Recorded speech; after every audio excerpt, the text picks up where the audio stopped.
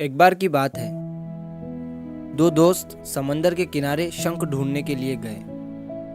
उन्होंने सोचा कि शंख मिलने के बाद हम उन्हें बाजार में बेच देंगे, जिससे हमें अच्छे खासे पैसे मिल जाएंगे।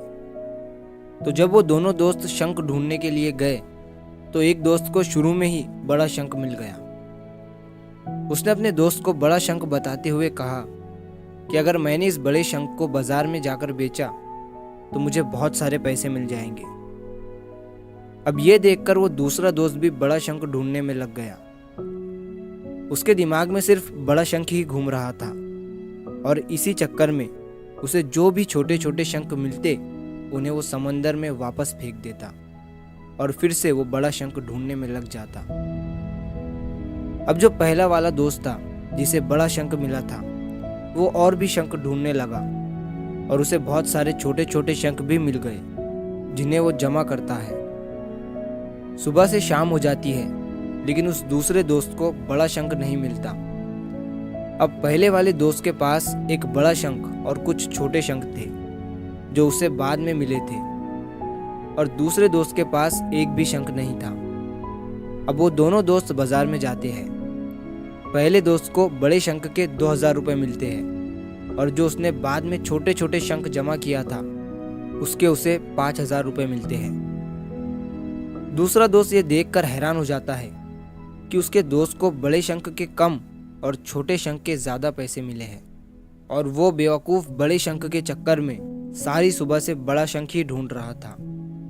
अगर वो बड़े शंख के चक्कर में ना आकर छोटे छोटे शंख ही जमा कर लेता तो उसे भी अच्छे खासे पैसे मिल जाते, लेकिन उसने छोटे शंखों को समंदर में ही फेंक दिया था।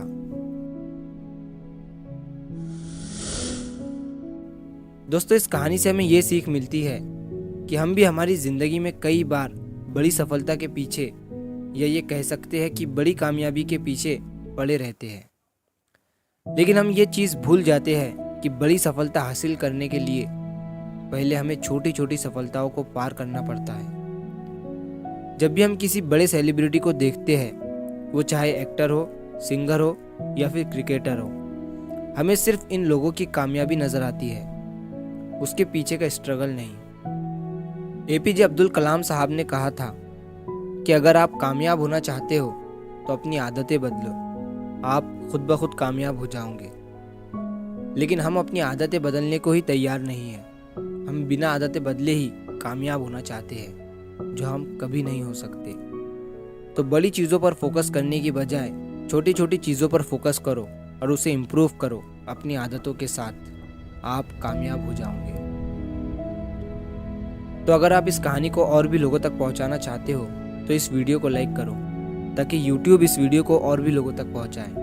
और अगर कहानी अच्छी लगी हो तो चैनल को सब्सक्राइब ज़रूर करिए। मिलता हूँ मैं अगली बार इसी तरह की कहानी के साथ। तो सब्र करो, शुक्र करो और ज़िंदगी में आगे बढ़ो।